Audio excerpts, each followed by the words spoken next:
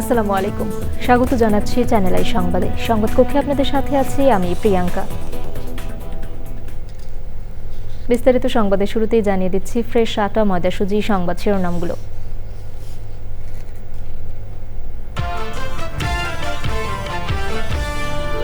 Tehran, কোম, ইস্পাহান সহ Iran জুড়ে নিরাপত্তা স্থাপনের পাশাপাশি লেবাননেও হামলা জোরদার। ট্রাম্পের যুদ্ধ ক্ষমতা কমানোর প্রস্তাব সেনেটে ব্যর্থ। পবিত্র ঈদ উল ফিতরে 17 থেকে 23 মার্চ 7 দিনের ছুটি ঘোষণা। সংসদের প্রথম অধিবেশনে রাষ্ট্রপতির ভাষণে থাকছে ফ্যামিলি ও কৃষক কার্ড সহ বিভিন্ন কর্মসূচি। উপমহাদেশের বৃহৎ সঙ্গীত উৎসব TMSS channel I music awards 7 April বগুড়ার মোমোয়েনে আজীবন সম্মাননা সহ 19 ক্যাটাগরিতে পুরস্কার। দেশের নদীমাতৃক অস্তিত্ব রক্ষায় youth for nature fellowship programme শুরু। বাস্তব সমস্যা সমাধানে ভূমিকা রাখার আশা। এবং ইসলামে প্রাকৃতিক সম্পদের পাশাপাশি উদ্ভিদকে কল্যাণের উৎস হিসেবে বিবেচনা। পরিবেশ সংকট মোকাবেলায় প্রাসঙ্গিক ধর্মীয় বিধান।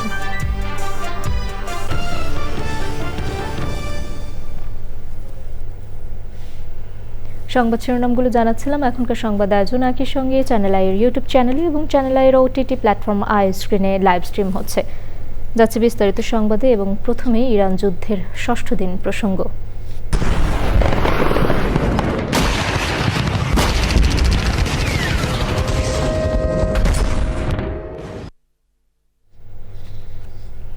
ইরান যুদ্ধের 6ষ্ঠ দিনে যুক্তরাষ্ট্র ও ইসরায়েলের যৌথ হামলায় দেশটিতে নিহতের সংখ্যা 1000 ছাড়িয়েছে। তেহরান সহ ইরানের পবিত্র শহর কোম, ইস্পাহান ও পশ্চিমাঞ্চলীয় বিভিন্ন নিরাপত্তা স্থাপনায় ব্যাপক বিমান হামলা চালিয়েছে ইসরায়েল। জবাবে ইরান ও মধ্যপ্রাচ্য জুড়ে যুক্তরাষ্ট্রের সামরিক ও অর্থনৈতিক অবকাঠামোগুলোতে ক্ষেপণাস্ত্র হামলা চালায়। ইরানের কুর্দি সশস্ত্র গোষ্ঠীগুলোকে হামলায় ব্যবহারের পরিকল্পনা করেছে যুক্তরাষ্ট্র, এমন তথ্য জানিয়েছে বার্তা সংস্থা আল জাজিরা ও ওয়াশিংটন পোস্ট। সুদীপ্তা মাহমুদের রিপোর্ট। যুক্তরাষ্ট্র ইসরায়েলের যৌথ হামলার জেরে পাল্টা হামলা চালিয়ে যাচ্ছে ইরান। মধ্যপ্রাচ্যে মার্কিন ঘাঁটি ও ইসরায়েলকে লক্ষ্য করে দফায় দফায় মিসাইল ছুটছে। এসব হামলা ঠেকাতে অনেকটাই হিমশিম খাচ্ছে মধ্যপ্রাচ্যের দেশগুলো। ইরানের বার্তা সংস্থা তাসনিম জানিয়েছে, বিপ্লবী guard corps, IRGC, aerospace force এবং নৌবাহিনীর সমন্বয়ে চালানো অভিযানে ভালো ফল পাচ্ছে ইরান। মধ্যপ্রাচ্যে মার্কিন ঘাঁটিগুলো ও ইসরায়েলে হামলা চালাতে আত্মঘাতী ড্রোন ব্যবহার করছে। তাসনিম জানায়, ইসরায়েলি হামলায় তেহরান ও কোমের আবাসিক ভবনগুলোর ব্যাপক ক্ষতি হয়েছে। ইরানের IRGCর আধা সামরিক বাহিনী বাসিজের ভবন এবং অভ্যন্তরীণ নিরাপত্তা কমান্ডের কার্যালয়গুলো লক্ষ্য করে হামলা চালিয়েছে বলে দাবি করেছে ইসরায়েল। আল জাজিরার তেহরান প্রতিনিধি মোহাম্মদ ভাল জানান, পুরো ইরান আক্রান্ত। 6 দিনের অভিযানে 1045 জন নিহত হয়েছে ও আহতের সংখ্যা 6000 ছাড়িয়েছে। হাসপাতালে ভর্তি অন্তত 300 শিশু কিশোর। ইরানের ক্ষেপণাস্ত্র ও ড্রোন হামলায় ইসরায়েল জুড়ে সতর্কতা জারি করা হয়েছে। সবচেয়ে বেশি হামলা হয়েছে হাইফা ও তেল আবিবে। হাজার হাজার রিজার্ভ সেনা তলব করেছে ইসরায়েল। ইসরায়েলি প্রতিরক্ষামন্ত্রী ইসরায়েল কাটস সামাজিক যোগাযোগ মাধ্যম এক্সে জানিয়েছেন, ইরানের পরবর্তী নেতা যেই হন না কেন, তিনি যদি ইসরায়েল ধ্বংসের পরিকল্পনা করেন তবে তাকেও নির্মূল করা হবে। মার্কিন প্রেসিডেন্ট ডোনাল্ড ট্রাম্প বলেছেন, যুক্তরাষ্ট্র এখন খুবই শক্তিশালী অবস্থানে। ইরানের যারা নেতা হতে চাইবে তারাই শেষ পর্যন্ত মারা যাবে। You see it as well as I do. You see the tremendous progress that's being made. Their missiles are being wiped out rapidly. Their launchers are being wiped out. They're attacking their neighbors. They're attacking their, in some cases, allies or not so long ago allies. হুমকির জবাবে ইরানের সশস্ত্র বাহিনীর senior মুখপাত্র brigadier general Abul Fazal শেকারচি বলেন, লেবাননে ইরানি দূতাবাসে Israel হামলা চালালে তার চূড়ান্ত জবাব দেওয়া হবে। বিশ্বজুড়ে ইসরায়েলি দূতাবাসগুলোকে তখন লক্ষ্যবস্তুতে পরিণত করার কথা হুঁশিয়ার করেন তিনি। ইরানে যুক্তরাষ্ট্র ইসরায়েলের হামলা আন্তর্জাতিক আইনের সঙ্গে সামঞ্জস্যপূর্ণ নয়, এই মন্তব্য থেকে সরে এসে কানাডার প্রধানমন্ত্রী মার্ক কার্নি বলেছেন, ইরানের বিরুদ্ধে যুদ্ধে অংশগ্রহণের সম্ভাবনা পুরোপুরি উড়িয়ে দেওয়া যাচ্ছে না। ইরান যুদ্ধে বৈশ্বিক জ্বালানি সরবরাহ ব্যবস্থা মারাত্মকভাবে বিঘ্নিত হওয়ার আশঙ্কা তৈরি হয়েছে। মার্কিন অর্থনীতিবিদ এড হির্স সতর্ক করেছেন, এই সংঘাতের কারণে বিশ্ববাজারে অপরিশোধিত তেলের দাম ব্যারেল প্রতি $150 গিয়ে ঠেকতে পারে। ভারত মহাসাগরে শ্রীলঙ্কার উপকূলীয় অঞ্চলে যুক্তরাষ্ট্রের সাবমেরিন থেকে টর্পেডো হামলায় ইরানের যুদ্ধজাহাজ ডুবিয়ে দেওয়ার ঘটনায় অন্তত 80 জন নিহত হয়েছেন। শ্রীলঙ্কার নৌবাহিনী জানিয়েছে, ওই ঘটনায় আহত 32 জনকে উদ্ধার করা হয়েছে। Sudipta Mahmud, channel I. এবারে অন্যান্য সংবাদ। ঈদ উল ফিতর উপলক্ষে 17 থেকে 23 মার্চ 7 দিনের সরকারি ছুটি ঘোষণা করেছে সরকার। সচিবালয়ে প্রধানমন্ত্রী তারেক রহমানের সভাপতিত্বে মন্ত্রিসভার বৈঠক শেষে প্রাথমিক ও গণশিক্ষা প্রতিমন্ত্রী জানিয়েছেন, 18 মার্চ বুধবার মাঝে একদিন কর্মদিবস পড়ায় সেদিন ছুটি দেওয়ার সিদ্ধান্ত হয়েছে। তথ্যমন্ত্রী জানিয়েছেন, বৈঠকে প্রথম সংসদ অধিবেশনের প্রস্তুতি নিয়ে আলোচনা হয়েছে। ফ্যামিলি কার্ড, ফার্মার্স কার্ড সহ সরকারের বিভিন্ন কর্মসূচি শুরুর বিষয়গুলো রাষ্ট্রপতির ভাষণে থাকবে বলে জানান তিনি। রাহুল রায়ের রিপোর্ট। প্রতিদিনের মতোই যথারীতি সকাল 9টার পরপর সচিবালয়ে নিজ কার্যালয়ে চলে আসেন প্রধানমন্ত্রী তারেক রহমান। তার সভাপতিত্বে অনুষ্ঠিত হয় মন্ত্রিপরিষদের বৈঠক। 2 ঘন্টারও বেশি সময়ের বৈঠক শেষে আলোচিত বিষয় নিয়ে কথা বলেন তথ্যমন্ত্রী। আগামী 12 তারিখে জাতীয় সংসদের প্রথম অধিবেশন বসতে যাচ্ছে এবং প্রথম অধিবেশনে সরকারি দল হিসাবে, সরকার হিসাবে আমাদের যে সমস্ত সংশ্লিষ্টতা আছে সেই সব বিষয়ে মন্ত্রিপরিষদ একটা প্রস্তুতি গ্রহণ করেছে। ইতিমধ্যে আমরা যে সিদ্ধান্তগুলি নিয়েছি, ফ্যামিলি কার্ড, কৃষক কার্ড, তারপরে কৃষি ঋণ, সেগুলি রাষ্ট্রপতির ভাষণের মধ্যে সরকারের এই সমস্ত পদক্ষেপগুলিকে রাষ্ট্রপতির ভাষণের মধ্যে দিয়ে যাতে প্রতিফলিত হয়, ইতিমধ্যেই যে প্রতিশ্রুতি এবং যেগুলি আমরা বাস্তবায়ন করার উদ্যোগ নিয়েছি আমরা সে বিষয়ে আলাপ করি। ঈদ উল ফিতরের ছুটি নিয়ে সরকারের সিদ্ধান্তের কথা জানান প্রাথমিক ও গণশিক্ষা প্রতিমন্ত্রী। 18 মার্চ থেকে ছুটি, এটার সিদ্ধান্ত হয়েছে এবং এটা ফাইনাল চলে আসবে আপনাদের সামনে অতি শীঘ্রই। আর আমাদের প্রথম পার্লামেন্টারি অধিবেশন নিয়ে আলোচনা হয়েছে। মন্ত্রিসভার সদস্যরা জানিয়েছেন, নির্বিঘ্নে জনগণের ঈদ উদযাপন নিশ্চিত করা নিয়েও আলোচনা হয়েছে বৈঠকে। মন্ত্রিসভার বৈঠকের পর কর্মসংস্থান বৃদ্ধি ও প্রবাসী কল্যাণে গঠিত কমিটির সদস্যদের সঙ্গে বৈঠক করেন প্রধানমন্ত্রী তারেক রহমান। রাহুল রায়, চ্যানেল আই, ঢাকা। কর্মচারীর ছুরিকাঘাতে কুষ্টিয়া ইসলামী বিশ্ববিদ্যালয়ের সমাজ কল্যাণ বিভাগের সভাপতি ও সহকারী অধ্যাপক আসমা সাদিয়া রুনা হত্যার ঘটনায় 4 জনকে আসামি করে থানায় অভিযোগ করা হয়েছে। বৃহস্পতিবার সকালে ঘাতক কর্মচারী ফজলুর রহমান, সমাজ কল্যাণ বিভাগের সাবেক সহকারী রেজিস্ট্রার বিশ্বজিৎ কুমার বিশ্বাস, সহকারী অধ্যাপক শ্যাম সুন্দর সরকার ও সহযোগী অধ্যাপক মোহাম্মদ হাবিবুর রহমানের নামে ইসলামী বিশ্ববিদ্যালয় থানায় অভিযোগ দায়ের করেন নিহতের স্বামী মোহাম্মদ ইমতিয়াজ সুলতান। থানার ভারপ্রাপ্ত কর্মকর্তা মোহাম্মদ মাসুদ রানা জানান, সকালে নিহত আসমা সাদিয়া রুনার স্বামী 4 জনকে আসামি করে অভিযোগ জমা দিয়েছেন। মামলাটি প্রক্রিয়াধীন রয়েছে। অধ্যাপক আসমা সাদিয়া রুনার ময়নাতদন্ত শেষে পরিবারের কাছে মরদেহ হস্তান্তর করা হয়েছে। হত্যাকাণ্ডের কঠোর বিচার চেয়েছেন নিহতের সহকর্মী ও স্বজনরা। সুষ্ঠু তদন্ত করে ন্যায়সব বিচার দাবি করছে। আমার যে বড় ক্ষতি হলো এটা তো কেউ পূরণ করতে পারবে না, তারপরেও সুষ্ঠু বিচার হোক, ন্যায় বিচার হোক, এটাই চাই। দেশের নদীমাতৃক অস্তিত্ব রক্ষা এবং তরুণ প্রজন্মকে পরিবেশ আন্দোলনে সম্পৃক্ত করাতে যাত্রা করল youth for nature fellowship program. Dhaka বিশ্ববিদ্যালয়ের গণযোগাযোগ ও সাংবাদিকতা বিভাগের সঙ্গে এই উদ্যোগে রয়েছে ফেলোশিপের অংশীজন mission green Bangladesh, Bangladesh river foundation এবং প্রকৃতি ও জীবন ফাউন্ডেশন। তাত্ত্বিক পড়াশোনার বাইরে গিয়ে বাস্তব সমস্যার সমাধানে এই ফেলোশিপ কার্যকর ভূমিকা রাখবে বলে মনে করেন প্রকৃতি বন্ধু বীর মুক্তিযোদ্ধা মুকিত মজুমদার বাবু। আলিম আল রাজির রিপোর্ট। ঐতিহাসিকভাবে নদীর উপর গভীরভাবে নির্ভরশীল বাংলাদেশ, কিন্তু বর্তমানে দূষণ, দখল এবং জলবায়ু পরিবর্তনের কারণে হুমকিতে আমাদের পরিবেশ, প্রতিবেশ ও নদী। পরিস্থিতি উন্নয়নে বহুমাত্রিক কাজের অংশ হিসাবে ইউথ ফর নেচার ফেলোশিপের যাত্রা। বাংলাদেশের নদীমাতৃক পরিবেশ রক্ষায় তরুণরা দেশের শীর্ষস্থানীয় পরিবেশবিদ ও ঢাকা বিশ্ববিদ্যালয়ের শিক্ষকদের কাছ থেকে শেখার সুযোগ পাবেন।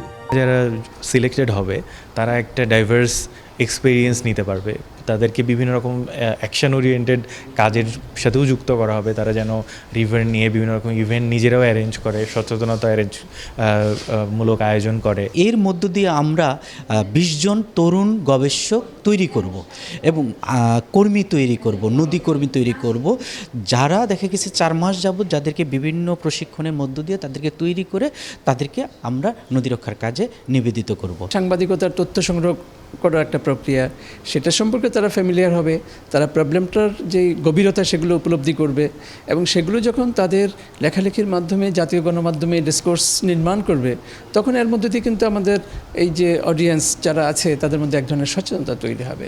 বাস্তুতন্ত্র পুনরুদ্ধার ও সংরক্ষণে এই উদ্যোগটি তরুণদের সরাসরি নীতি নির্ধারণী ও মাঠ পর্যায়ের কাজে সম্পৃক্ত করবে বলে মত বিশেষজ্ঞদের। আমরা এই যে আলোচনা করব বা আমরা এগুলোকে তুলে ধরবো, কিন্তু আলটিমেটলি আমাদের অথরিটির কাছে যেতে হবে যে নদী যে দখল হচ্ছে, তাহলে হোয়াট আর ইউ ডুইং? আমার ওখানে যে অ্যাডমিনিস্ট্রেশন আছে, প্রশাসন যারা আছে, তারা কি করছে, তাদের কাছেও আমাদের যেতে হবে। আমরা এই যে যখন এই কাজগুলো করব, যে তাদের মতামতটা কি। প্রকৃতি জীবন ফাউন্ডেশন নানা ধরনের যে কর্মকাণ্ড করে যাচ্ছে সচেতনতা বৃদ্ধি করার জন্য, তার একটি নতুন সংযোজন হচ্ছে ফেলোশিপের মাধ্যমে এই কাজটিকে বেগবান করা এবং এখানে যারা এই এনভায়রনমেন্ট নিয়ে পড়াশোনা করেন সেগুলোকে যাতে তারা এগিয়ে নিয়ে যেতে পারে ভালোভাবে, সেটারই একটি প্রচেষ্টা কিন্তু শুরু হলো। এবং যে নদীমাতৃক দেশ বাংলাদেশ, সেখানে যে নানা ধরনের পলিউশন হচ্ছে এবং মাটি দূষণ, শব্দ দূষণ বলি এবং বায়ু দূষণ, সব দূষণের ব্যাপারে কিন্তু যাতে তারা যেন এগিয়ে আসে আরও জোরে সোরে এবং এটাকে আরও ভালোভাবে তুলে ধরে, সেটির একটি প্রচেষ্টা শুরু হলো এই ফেলোশিপের মাধ্যমে। তো এখানে আমরা 4টি সংগঠন এক হয়েছি। এই এখন মূল কারণটি হলো যে আমরা যেন এটাকে শক্তভাবে এগিয়ে নিয়ে যেতে পারি, তারই একটি প্রচেষ্টা এবং সেটাই আমরা করব যাতে বাংলাদেশটা ভালো থাকে, আমরা ভালো থাকি, আমাদের ভবিষ্যৎ প্রজন্ম ভালো থাকে। দেশের নদীগুলোকে বাঁচিয়ে রাখতে একদল নদীরক্ষক তৈরিতে দীর্ঘমেয়াদে এই ফেলোশিপ ভূমিকা রাখবে বলে মত সংশ্লিষ্টদের। আলিম আল রাজি, চ্যানেল আই, ঢাকা। উদ্ভিদ জগৎ মানব সভ্যতার বিকাশের ভিত্তি হিসেবে বিবেচিত। খাদ্য, বস্ত্র, বাসস্থান, অক্সিজেন, ওষুধ, জ্বালানি সহ মানব জীবনের সব কিছুর সঙ্গেই উদ্ভিদের অবিচ্ছেদ্য সম্পর্ক রয়েছে। ইসলাম উদ্ভিদকে প্রাকৃতিক সম্পদের পাশাপাশি আল্লাহর নিদর্শন ও কল্যাণের উৎস হিসেবে বিবেচনা করেছে। কুরআন ও হাদিসে উদ্ভিদ সংরক্ষণ বিষয়ে যেসব নিদর্শন পাওয়া যায় তা আজকের পরিবেশ সংকটের প্রেক্ষাপটে অত্যন্ত প্রাসঙ্গিক ও প্রয়োজনীয়। আফরোজা হাসি জানাচ্ছেন।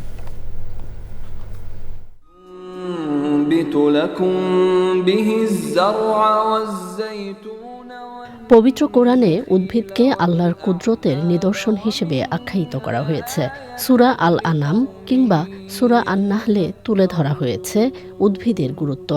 এই পানি দ্বারা তোমাদের জন্য উৎপাদন করেন ফসল, জয়তুন, খেজুর, আঙ্গুর ও সর্বপ্রকার ফল। ইসলাম বলে পৃথিবীতে মানুষ মূলত খলিফা বা তত্ত্বাবধায়ক।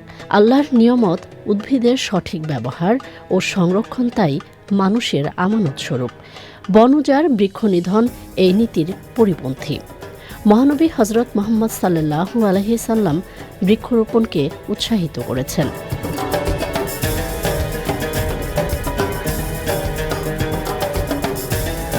কুরআন বলে মানুষের কারণে স্থল ও জলভাগে বিপর্যয় ছড়িয়ে পড়েছে। জলবায়ু পরিবর্তন, মরুকরণ ও মাটির উর্বরতা হ্রাস সবই এই বিপর্যয়ের অংশ। বন উজাড়, শিল্পায়ন ও নগরায়নের কারণে বিপন্ন বিভিন্ন উদ্ভিদ। পরিবেশ সংকট মোকাবেলায় তাই উদ্ভিদ সংরক্ষণ শুধু ধর্মীয় বা নৈতিক দায়িত্ব নয়, বরং মানবজাতির অস্তিত্ব রক্ষার অন্যতম শর্ত। আফরোজা হাসি, চ্যানেল আই। ইসলাম ধর্মে উদ্ভিদ সংরক্ষণ নিয়ে বিশেষ আয়োজন দেখবেন আজ রাত 10:15 প্রকৃতি ও জীবন অনুষ্ঠানে। পৃথিবীর বিভিন্ন দেশে বাঙালিরা মাটি ও কৃষির প্রতি ভালোবাসা থেকে নিজ নিজ বাড়ির আঙিনায় গড়ে তুলছেন কৃষির আয়োজন। আমেরিকার জর্জিয়ার ইয়ার মোহাম্মদ তেমনই একজন। আরও জানাচ্ছেন শাইখ সিরাজ। আমেরিকার দক্ষিণ পূর্বাঞ্চলের জর্জিয়া অঙ্গরাজ্যের ডাউনডি এলাকায় 2002 সাল থেকে বসবাস করছেন বাংলাদেশের চাঁদপুর জেলার ইয়ার মোহাম্মদ। 4 বিঘা আয়তনের বসতভিটা প্রাঙ্গণে তিনি গড়ে তুলেছেন পরিকল্পিত এক আঙিনা কৃষি। অলমোস্ট 27 ইয়ার্স আমি আমেরিকাতে।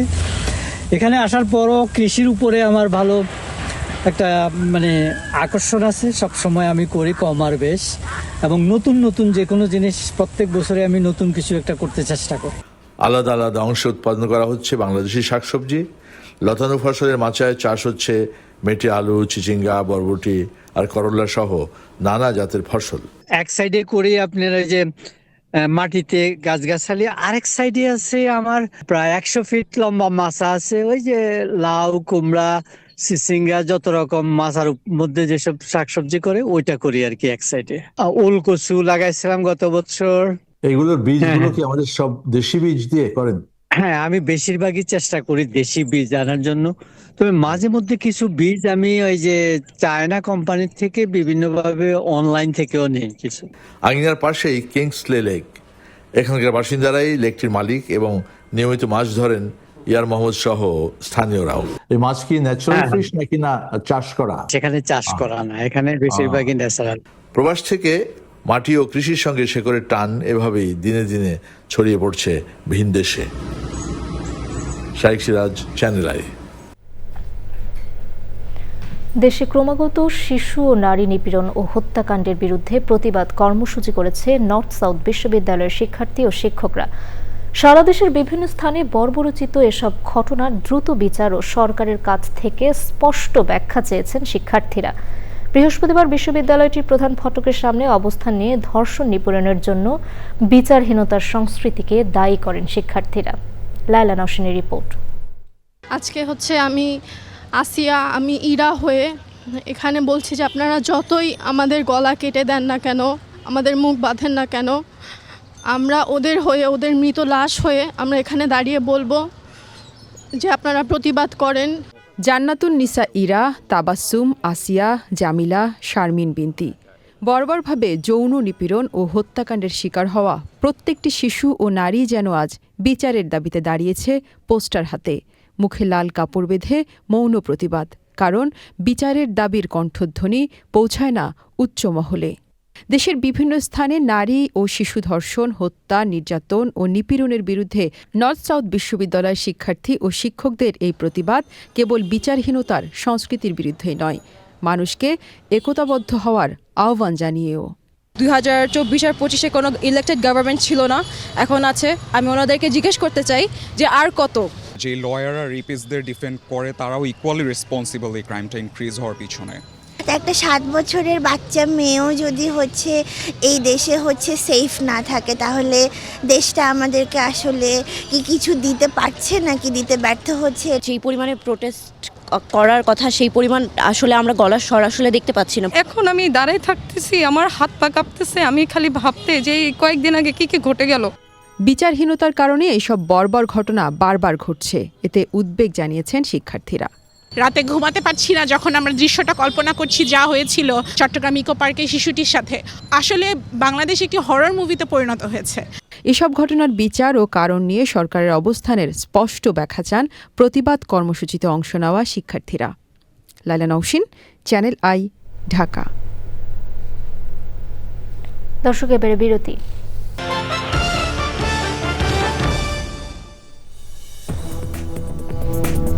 ফিরে এলাম বিরতির পর। সঙ্গীত নিয়ে উপমহাদেশের সবচেয়ে বড় আয়োজন চ্যানেল আই মিউজিক অ্যাওয়ার্ডস 2025 হতে যাচ্ছে 7 এপ্রিল।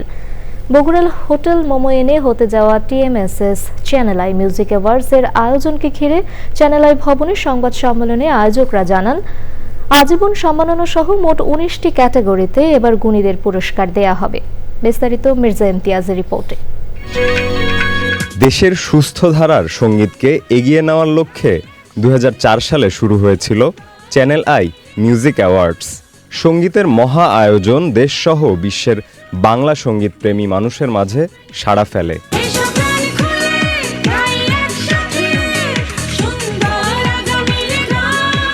এই সঙ্গীত উৎসবের 20তম আসর TMSS channel I music awards হবে 7 এপ্রিল। উত্তরবঙ্গের প্রত্নতাত্ত্বিক ঐতিহ্য সমৃদ্ধ শহর বগুড়ার নান্দনিক 5 তারকা হোটেল অ্যান্ড রিসোর্ট মোমো ইনের উন্মুক্ত মাঠে হতে যাওয়া বর্ণিল আয়োজনের বিস্তৃত তুলে ধরা হয় সংবাদ সম্মেলনে। মিউজিক অ্যাওয়ার্ড TMSS এবং চ্যানেল যৌথভাবে যে উদ্যোগ নিয়েছে সেটাকে আমি সাধুবাদ জানাই। ক্রিয়েটিভ ম্যানারে এত বড় আয়োজন কিন্তু সত্যি সত্যি চ্যানেল আই ছাড়া কেউ করেনি। আমরা আশা রাখি এই প্রোগ্রামটা আমরা এমনভাবে সাকসেসফুলি করব যেন সারা বাংলাদেশের মানুষ দেখে যে এত সুন্দরভাবে এই প্রোগ্রামটা কিভাবে করা সম্ভব হলো। সঙ্গীতের সুর মানুষকে সৃজনশীল করে, সঙ্গীত মানুষের মনকে শান্ত রাখে। সংবাদ সম্মেলনে TMSS এর প্রতিষ্ঠাতা নির্বাহী পরিচালক অধ্যাপিকা ডক্টর হোসনে আরা বেগম বলেন, TMSS এর সঙ্গে কোনো আয়োজনে চ্যানেল আইয়ের মতো স্বনামধন্য প্রতিষ্ঠানের যুক্ত হওয়া একটি বড় অর্জন। আমাদের সঙ্গে চ্যানেল আইয়ের মতো আন্তর্জাতিক একটি মিডিয়া সংস্থা, নট অনলি মিডিয়া, এই সংস্থার আন্ডারে অনেক কিছু চলে, তারা আমাদের সঙ্গে একীভূত হওয়ায় আমি অনেক অনেক ধন্যবাদ জ্ঞাপন করছি, কৃতজ্ঞতা জ্ঞাপন করছি, আল্লাহ তাআলার শুকরিয়া আদা করছি এবং আমি আশা করি আমাদের যে প্রচারবিহীনতার যে ঘাটতি আমাদের শুভানুধ্যায়ীগণ আমাদেরকে বলে থাকেন, এই বিষয়টিও কভার আপ হবে। ইমপ্রেস টেলিফিল্ম লিমিটেড চ্যানেল আইয়ের ব্যবস্থাপনা পরিচালক ফরিদুর রেজা সাগর বলেন, মিউজিক অ্যাওয়ার্ড সফল ও সুন্দর করতে চ্যানেল আইয়ের সঙ্গে সবার সহযোগিতা প্রয়োজন। অনুষ্ঠান বড় করার জন্য বা সুন্দর করার জন্য একলা চ্যানেল আই বা TMSS পড়লে হবে না। প্রথমে যেটা বলছে সবার সাহায্য সহযোগিতা লাগবে, কারণ এবার আমরা এমন একটা জেলায় করছি, বাংলাদেশের একমাত্র জেলা যে জেলা থেকে আমরা 3 জন প্রধানমন্ত্রী পেয়েছি এখনকার মাননীয় প্রধানমন্ত্রী। সুতরাং অবশ্যই আমরা যারা গানের শিল্পী, আমরা যারা এই অনুষ্ঠান আয়োজন করছি, অন্তত 3 জন প্রধানমন্ত্রীর সম্মান তো রাখতে হবে। TMSS এবং চ্যানেল আইয়ের সমন্বিত উদ্যোগের কথা তুলে ধরে মিউজিক অ্যাওয়ার্ডের সফলতার আশা প্রকাশ করেন চ্যানেল আইয়ের পরিচালক ও বার্তা প্রধান শাইখ সিরাজ। TMSS এর সাথে চ্যানেলের একটা সম্পর্ক আছে ভালো, খেয়াল করেছেন কিনা আপনারা? TMSS সমাজকে নিয়ে কাজ করে, সামাজিক দায়বদ্ধতা থেকে কাজ করে। চ্যানেল আই একটি টেলিভিশন চ্যানেল হওয়ার পরেও একটি বেসরকারি টেলিভিশন চ্যানেল, স্যাটেলাইট চ্যানেল, কিন্তু সামাজিক দায়বদ্ধতা থেকে অনেক বেশি কাজ করে। উভয় দিক থেকেই দুটি প্রতিষ্ঠান এটা মিল আছে।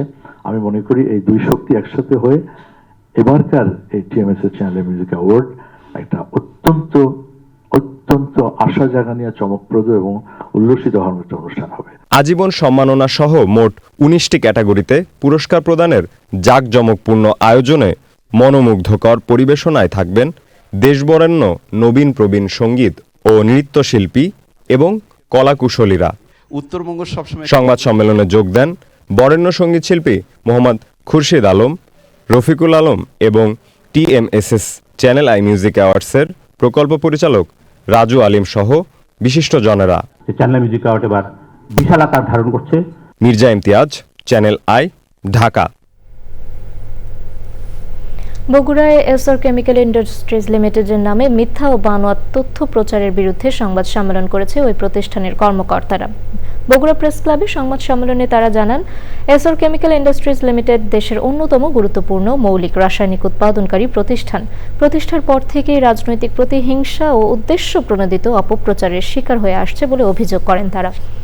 করতোয়া নদী, বাঙালি নদী ও ফুলজোর নদী দূষণের অভিযোগে এই প্রতিষ্ঠানকে জড়িয়ে বিভিন্ন গণমাধ্যম ভিত্তিহীন সংবাদ প্রচার করা হচ্ছে, যার সাথে এই প্রতিষ্ঠানের কোনো সম্পৃক্ততা পায়নি পরিবেশ অধিদপ্তর। এমনকি রাজশাহী বিভাগীয় পরিবেশ অধিদপ্তরের অধীনে কারখানার পানির নমুনা পরীক্ষা করে নদীর পানি দূষণেরও সত্যতা পায়নি। বরং তদন্ত কমিটি যেসব নির্দেশনা দিয়েছে তার নির্দিষ্ট সময়ের আগেই বাস্তবায়ন করেছে কারখানা কর্তৃপক্ষ। কারখানায় উৎপাদিত বর্জ্য অত্যাধুনিক এটিপির মাধ্যমে পরিশোধন করে পুনঃ ব্যবহার করা হয় বলেও জানান তারা।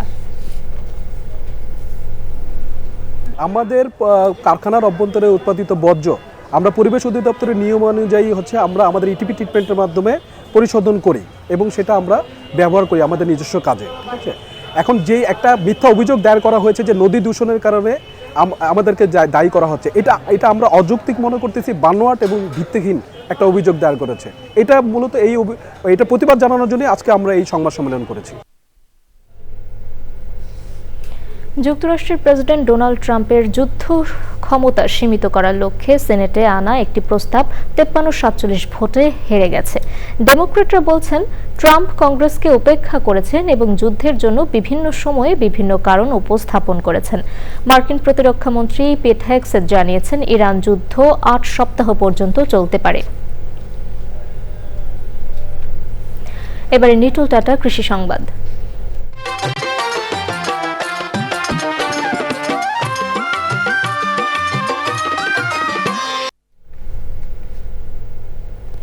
রংপুরে উচ্চ মূল্যের ফসল স্ট্রবেরি আবাদ করে লাভবান হয়েছেন তরুণ উদ্যোক্তা। জেলায় উৎপাদন খরচের দ্বিগুণ লাভ হওয়ায় স্ট্রবেরি আবাদের দিকে আগ্রহ বাড়ছে তরুণ উদ্যোক্তাদের।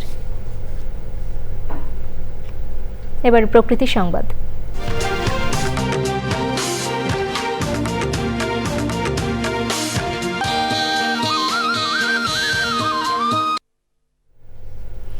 নিয়মিত ফেরি চলাচলে কমেছে হাতিয়াবাসীর দুর্ভোগ। দেখা দিয়েছে অর্থনৈতিক উন্নয়নের নতুন সম্ভাবনা। সহজ ও নিরাপদ যোগাযোগ ব্যবস্থা নিশ্চিতের পাশাপাশি কমেছে যাতায়াত খরচ। দ্রুত সময়ে বাজারজাত করা যাচ্ছে কৃষি ও মৎস্য পণ্য, যা দ্বীপের বাসিন্দাদের জীবনযাত্রার মানের উন্নয়নে সহায়ক হবে প্রত্যাশা সবার। দর্শক, সবশেষে ফ্রেশ আটা ময়দা সুজি সংবাদ শিরোনামগুলো জানিয়ে দিচ্ছি আরও একবার। তেহরান, কম, ইস্পাহান সহ ইরান জুড়ে নিরাপত্তা স্থাপনার পাশাপাশি লেবাননেও হামলা জোরদার। ট্রাম্পের যুদ্ধ ক্ষমতা কমানোর প্রস্তাব সেনেটে ব্যর্থ।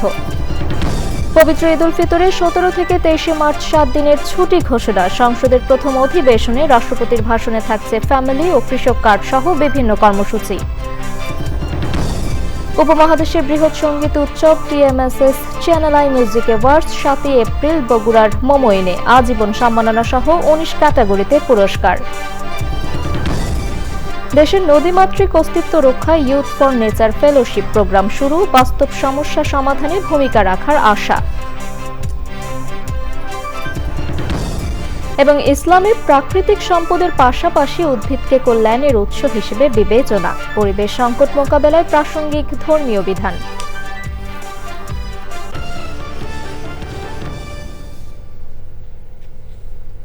দর্শক, এখনকার সংবাদ আয়োজন এ পর্যন্তই। এতক্ষণ সাথে থাকার জন্য ধন্যবাদ সবাইকে।